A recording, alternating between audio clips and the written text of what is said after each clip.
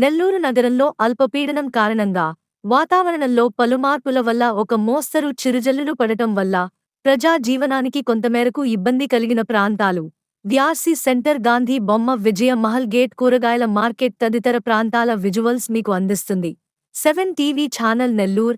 మీకు గాని వీడియో నచ్చితే లైక్ షేర్ సబ్స్క్రైబ్ మరిన్ని వీడియోల కోసం గంట సింబల్ క్లిక్ చేయండి.